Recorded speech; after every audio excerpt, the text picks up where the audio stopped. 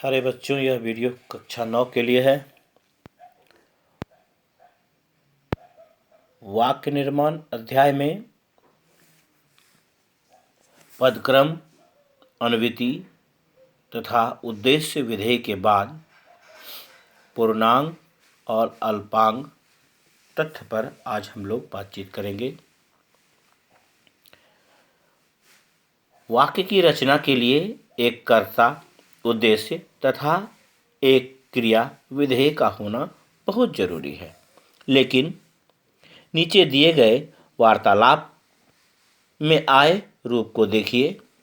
अगर दो व्यक्ति बातचीत करता है, पहला कहता है चलोगे, दूसरा कहता है कहाँ। पहला स्टेशन, फिर दूसरा कहता है कब। पहला कहता है 4 बजे। यहाँ चलोगे, कहाँ, स्टेशन, कब, 4 बजे अभिव्यक्ति के स्तर पर तो एक शब्द वाली रचनाएं हैं, पर भाव या विचार को प्रकट करने की दृष्टि से पूर्ण है। वास्तव में हम जानते हैं कि ये निम्नलिखित वाक्यों के रूप हैं, जिसमें पहला कहता है, कहने का अर्थ है चलोगे का, तुम मेरे साथ चलोगे। दूसरा जो कहता है कहाँ, उसके कहने का अर्थ है मुझे कहाँ चलना है। तो पहला कहता है स्टेशन, कहने का अर्थ है हम लोग स्टेशन चलेंगे, कहता है हम लोग स्टेशन चलेंगे। दूसरा कहता है कब, यानी कब चलोगे। तो पहला कहता है हम लोग 4 बजे चलेंगे, कहने का यह अर्थ है। अतः भाषा में कुछ वाक्य ऐसे भी हो सकते हैं जिनमें कुछ अंशों का लोप हो गया हो, परंतु ये अर्थ या भाव के संदर्भ के अनुसार स्पष्ट करने में समर्थ होते हैं। यानी कि भले ही उसके वाक्य के कुछ अंशों का लोप हो गया हो, यानी कि कुछ अंश अगर उसमें हटा दिए गए हों, गायब हों, परंतु वह अर्थ या भाव के संदर्भ में जो है यह वाक्य समर्थ होता है उसे स्पष्ट करने में। अर्थ भी स्पष्ट होता है और उसके भाव भी स्पष्ट होते हैं कहने से ऐसे वाक्यों को लघु वाक्य या अल्पांग वाक्य कहते हैं। इस दृष्टि से वाक्य दो प्रकार के हो सकते हैं, पूर्णांग वाक्य और अल्पांग वाक्य। पूर्णांग वाक्य वे वाक्य जिनके सभी अंग वाक्य में विद्यमान हो। पूर्णांग वाक्य में उद्देश्य तथा विधेय संबंधी घटक वाक्य में विद्यमान रहते हैं। जैसे मजदूर पेड़ काट रहे हैं, यहाँ उद्देश्य भी है और विधेय भी है। हम लोग कल से काम किए जा रहे हैं, यहाँ पर भी उद्देश्य है और विधेय है, दोनों है। आप लोग इधर ना बैठे, इसमें भी उद्देश्य है तथा विधेय है। वहीं अल्पांग में जिन वाक्यों में उद्देश्य अथवा विधेय से संबंधित घटकों में से कोई एक ही घटक विद्यमान हो, अल्पांग वाक्य कहलाते हैं।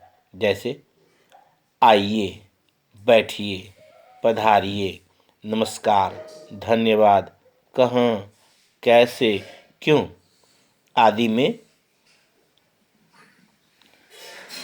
एक ही घटक है, या तो उद्देश्य या विधेय। अर्थ के आधार पर वाक्यों के भेद। अर्थ के आधार पर वाक्य के निम्नलिखित भेद हो सकते हैं। पहला, कथनात्मक या विधानवाचक। दूसरा, नकारात्मक या निषेधवाची। तीसरा, आज्ञार्थक या विधिवाचक। चौथा, प्रश्नवाचक। पांचवा, इच्छावाचक। छठा, संदेहवाचक। सातवां, विस्मयादिबोधक या मनोवेगात्मक। आठवां, संकेतवाचक। पहला, कथनात्मक या विधानवाचक।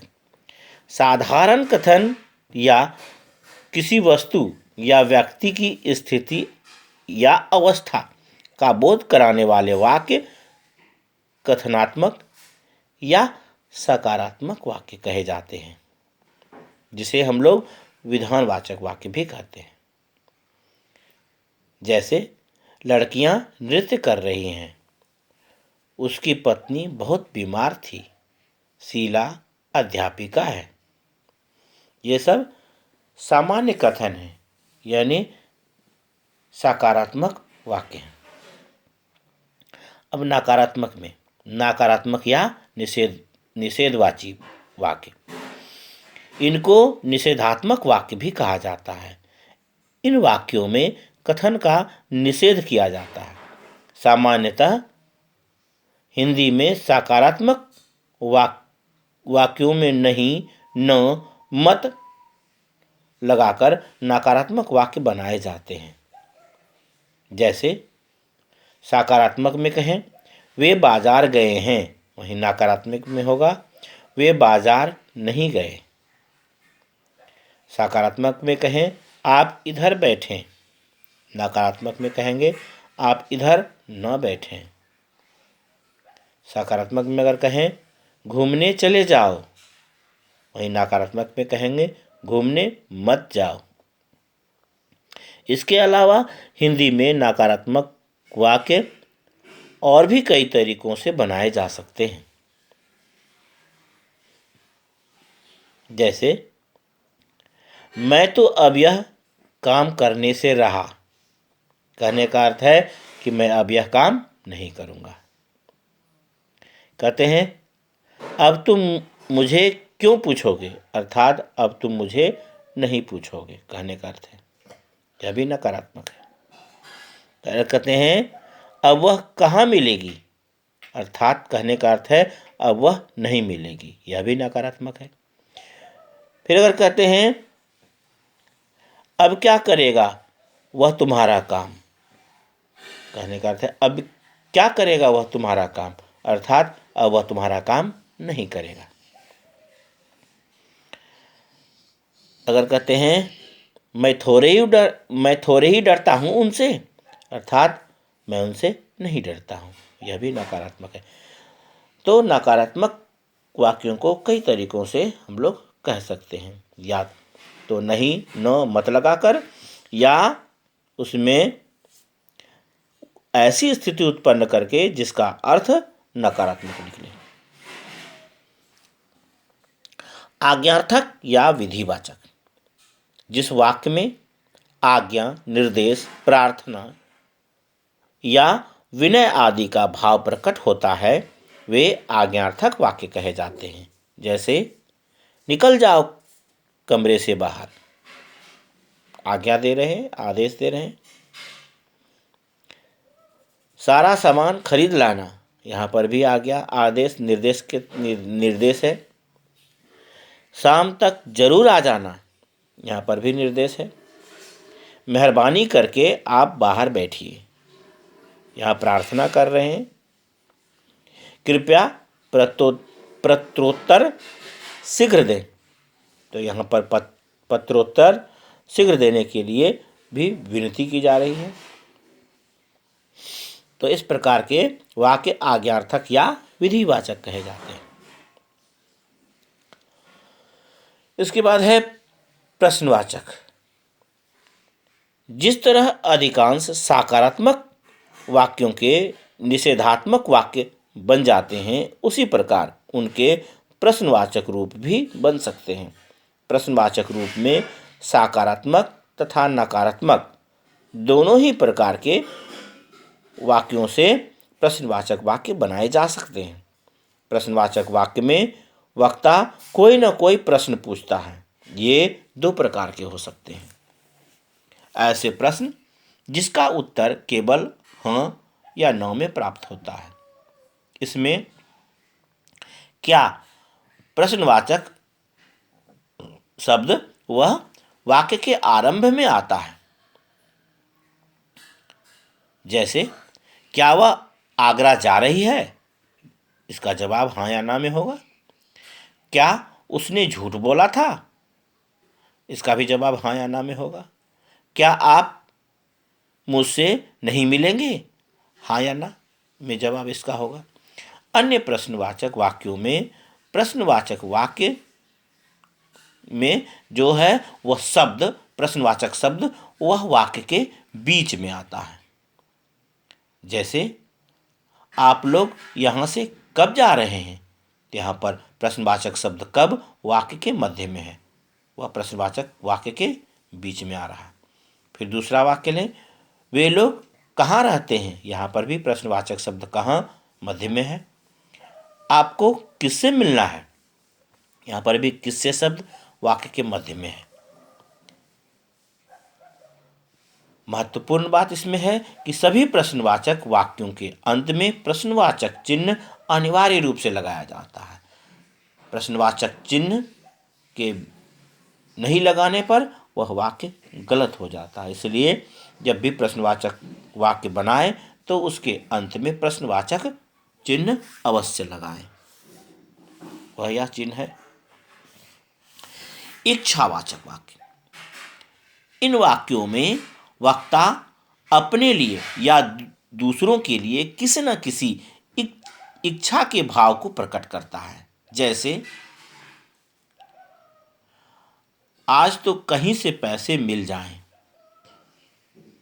यहां पर भी इच्छा है। आपकी यात्रा शुभ हो, इसमें दूसरों के लिए इच्छा व्यक्त की जा रही है। फिर अगर कहते हैं कि संदेहवाचक में, इन वाक्यों में वक्ता प्रायः संदेह की भावना को प्रकट करता है। जैसे शायद आज वर्षा हो, कहते हैं कि अगर हो सकता है आज धूप ना निकले, यहाँ पर भी संभावना है। अब तक बाघ नदी पार कर चुका होगा, यहाँ पर भी संभावना है। तो संभावना और संदेह, शंका होने के कारण से इन वाक्यों को संभावनार्थक वाक्य भी कहते हैं, क्योंकि कार्य होने के प्रति संभावना या संदेह व्यक्त हो रहा है। विस्मयादिबोधक या मनोवेगात्मक वाक्य, इन वाक्यों में विस्मय, आश्चर्य, घृणा, प्रेम, हर्ष, शोक आदि के भाव अचानक वक्ता के मुंह से निकल पड़ते हैं। वह विस्मय हो सकता है, आश्चर्य हो सकता है, घृणा हो सकता है, प्रेम हो सकता है और हर्ष अथवा शोक हो सकता है। जैसे ओह कितना सुंदर दृश्य है, आश्चर्य के भाव है। हाय मैं मरा, यह पीड़ा होने पर यह व्यक्त होता है, यानी कि यह शोक के हैं। फिर कहते हैं धत सब गड़बड़ कर दिया, यह भी विस्मय से संबंधित वाक्य है। इसके बाद में जो है 8वां भेद, वह है संकेतवाचक। इन वाक्यों में किसी न किसी शर्त की पूर्ति का विधान किया जाता है, इसलिए इनको शर्तवाची वाक्य भी कहते हैं। वाक्य में शर्त जरूर होता है। एक कार्य का होना दूसरे कार्य पर निर्भर करता है, इसे आश्रित मुख्य वाक्य और आश्रित वाक्य भी कह सकते हैं। लेकिन यह दूसरी तरफ में संकेत करता है, एक कार्य दूसरे कार्य की ओर संकेत करता है, इसलिए इसे संकेतवाचक वाक्य कहते हैं। जैसे यदि तुम भी मेरे साथ रहोगी तो मुझे अच्छा लगेगा, यहाँ पर साथ में रहना अच्छे लगने पर निर्भर कर रहा है, साथ में रहने पर अच्छा लगना निर्भर कर रहा है, इसलिए वह जो है उसका साथ रहने की ओर संकेत कर रहा है। फिर कहते हैं अगर वे आ जाते तो मेरा काम बन जाता, तो उनका आना मेरे काम के बनने पर निर्भर करता है। तो यही कहते हैं यहाँ पर भी संकेत किया जा रहा है, यानी शर्त पूरा हो रहा है, शर्त की पूर्ति का इसलिए कहा गया है कि शर्त की पूर्ति का विधान जब होता है तो एक क्रिया दूसरे क्रिया की ओर संकेत की कर रही है। अगर उसने झूठ ना बोला होता तो उसकी नौकरी ना जाती, तो उसकी नौकरी का ना जाना उसके झूठ, हाँ, उसकी नौकरी का जाना उसके झूठ बोलने पर निर्भर कर रहा है। वह झूठ अगर नहीं बोलता तो उसकी नौकरी नहीं जाती। वर्षा होती तो अनाज पैदा होता। यहाँ वर्षा का होना अनाज के पैदा होने, वर्षा के होने पर अनाज का पैदा होना निर्भर करता है, इसलिए इसमें भी शर्त पूरा हो रहा है। अब है रूपांतरण। अर्थ की दृष्टि से वाक्यों के 8 भेदों के बीच परस्पर रूपांतरण किया जा सकता है। जैसे सामान्य अर्थ में अगर कहते हैं साधारण सरल वाक्य में तो बच्चा दूध पीता है। वहीं निषेधात्मक में बनाएंगे तो बच्चा दूध नहीं पीता। अगर प्रश्नवाचक बनाए क्या बच्चा दूध पीता है। वैसे तो किसी भी वाक्य को किसी भी प्रकार के वाक्य में रूपांतरित किया जा सकता है, पर सामान्यतः विधानवाचक वाक्यों के को आधार माना जाता है, उन्हीं का अन्य प्रकार के वाक्यों में रूपांतरण किया जाता है। इस प्रकार एक विधानवाचक वाक्य को लगभग सभी प्रकार के वाक्यों में रूपांतरित किया जा सकता है। जैसे एक विधानवाचक वाक्य लें, लड़की स्कूल जाती है। इसका निषेधात्मक वाक्य बनेगा लड़की स्कूल नहीं जाती। दूसरा प्रश्नवाचक वाक्य बनेगा क्या लड़की स्कूल जाती है। फिर आज्ञावाचक में वाक्य बनेगा लड़की स्कूल जाओ। विस्मय में बनेगा अरे लड़की स्कूल जाती है, अब इसमें है। फिर कहते हैं इच्छावाचक में कहने का अर्थ है लड़की स्कूल जाए, अर्थात मैं चाहता हूं कि लड़की स्कूल जाए, यह इच्छावाचक। फिर संदेहवाचक में लड़की स्कूल जाती होगी, यह संदेह को बतलाता है। अगर कहें लड़की स्कूल जाती तो अच्छा होता, यह संकेत को बतलाता है। इस प्रकार विभिन्न प्रकार के वाक्यों को विधानवाचक वाक्य में बदला जा सकता है। इस प्रकार के रूपांतरण में निम्नलिखित बातें ध्यान में रखनी चाहिए। पहला कि प्रायः आधारभूत वाक्य विधानवाचक वाक्य होता है। दूसरा, प्रश्नवाचक वाक्यों में रूपांतरण करते समय प्रश्न बनने वाले शब्द कब, क्या, कहाँ, कैसे, क्यों, किधर, किस लिए आदि का यथास्थान प्रयोग किया जाता है तथा वाक्य के अंत में प्रश्नवाचक चिन्ह लगाया जाता है। जैसे वे पत्र लिख रहे हैं, सामान्य वाक्य है। अगर प्रश्नवाचक वाक्य बनाते हैं क्या वे पत्र लिख रहे हैं, वहीं अगर यह भी कह सकते हैं वे किसे पत्र लिख रहे हैं, फिर यह भी कह सकते हैं वे पत्र क्यों लिख रहे हैं आदि। ये सभी प्रश्नवाचक वाक्य हैं जो कि विधानवाचक वाक्य से बनाए गए हैं।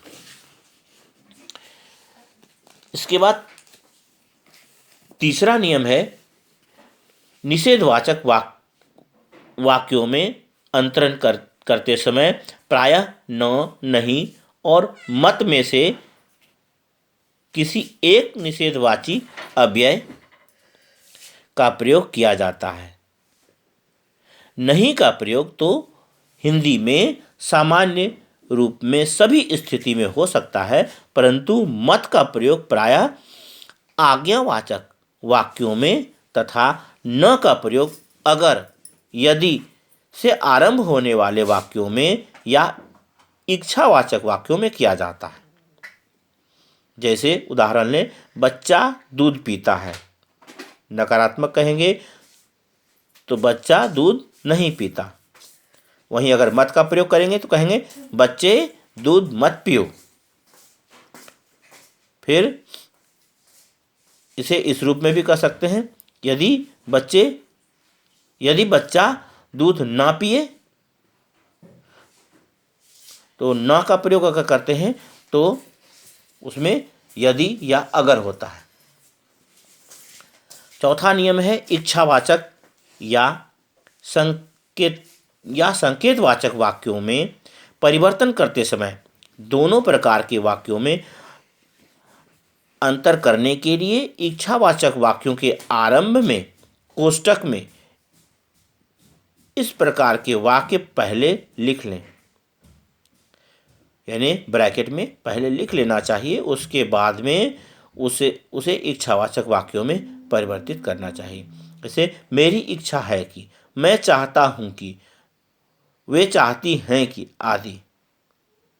जैसे कहें कि बच्चा लिख रहा है, वहीं अगर इसे इच्छावाचक वाक्य में अगर बदलेंगे तो लिख लेंगे मैं चाहता हूं कि बच्चा लिखे।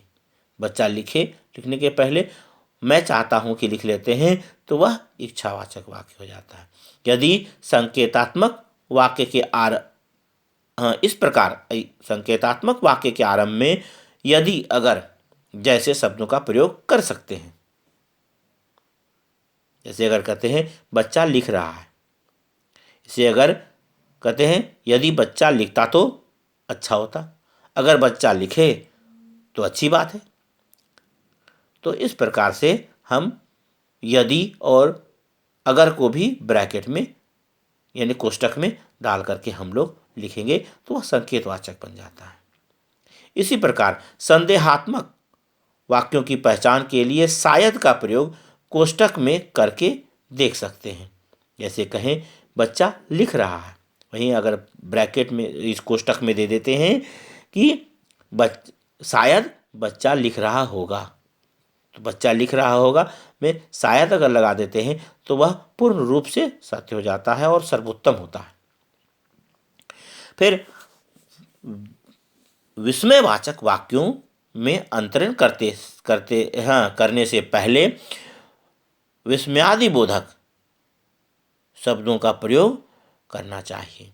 जैसे अगर कहते हैं कि वर्षा हो रही है, अरे वर्षा हो रही है, तो अरे यह विस्मयवाचक शब्द का प्रयोग। ओह वर्षा हो रही है, अगर क्षोभ प्रकट होता है, क्या वर्षा हो रही है, आश्चर्य करते हैं, तो विस्मयवाचक शब्दों का प्रयोग इसके पूर्व में किया जाता है, उसके बाद में उस वाक्य को हम लोग लिख देते हैं। कुछ और उदाहरण देखिए। जैसे कहते हैं मेरी चिट्ठी आई है, प्रश्नवाचक अगर वाक्य बनेगा तो कहेंगे क्या मेरी चिट्ठी आई है। अगर कहते हैं बच्चे लाइन में जाएंगे, प्रश्न में कहेंगे क्या बच्चे लाइन में जाएंगे। फिर अगर वाक्य है कि लड़के घर में आराम कर रहे हैं, अगर आज्ञावाचक वाक्य बनाएंगे कहेंगे लड़कों घर में आराम करो। फिर अगर कहते हैं कि कृपया पत्र लिख दीजिए, जैसे अगर आज्ञावाचक में बनाएंगे पत्र लिखो। फिर अगर कहते हैं कि बच्चा स्कूल नहीं जाएगा, नकारात्मक है। संकेतवाचक में यदि बच्चा स्कूल जाता तो अच्छा होता। यहाँ यदि या अगर का प्रयोग किया जा सकता है संकेतवाचक में। अच्छी वर्षा से फसल अच्छी होती है, सामान्य बात है। अगर कहते हैं इसे संकेत में कहें वर्षा अच्छी होती तो फसल भी अच्छी होती है, वर्षा अच्छी होती है तो फसल भी अच्छी होती है, यह संकेतवाचक है। रोगी उठ बैठ सकता है, निषेधवाचक में रोगी उठ बैठ नहीं सकता। यह काम कर दीजिए, अगर इसे निषेधवाचक में कहेंगे यह काम मत कीजिए। वाक्य है वाह क्या सुंदर दृश्य है, अगर इसे विधानवाचक में कहेंगे दृश्य बहुत सुंदर है। फिर कहते हैं क्या आज स्कूल की छुट्टी है, विधानवाचक में कहते हैं आज स्कूल में छुट्टी है। वाक्य है राम घर पर है। संदेहवाचक में कहेंगे राम घर पर होगा, यहाँ संदेह है। बच्चे निबंध लिख रहे हैं। संदेहवाचक में कहते हैं बच्चे निबंध लिख रहे होंगे।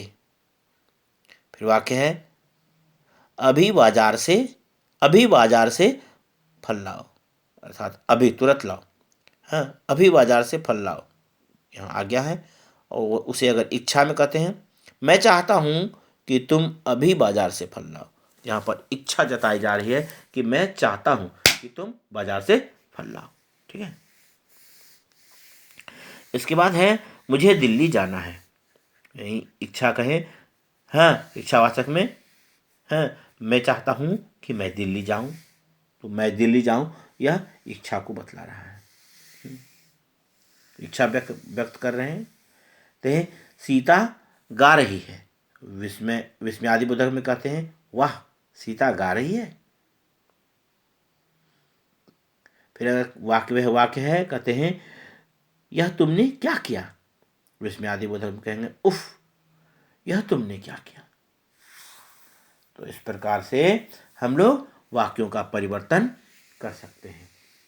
जिस अनुसार से वह संकेत हो उसके अनुसार से हम लोग उसे आसानी से इन उदाहरणों की तरह परिवर्तित करेंगे। इसमें ध्यान देने योग्य बातें होती हैं कि सार्थक शब्दों का व्यवस्थित समूह। अब मुख्य रूप से पाठ का सारांश ले लें।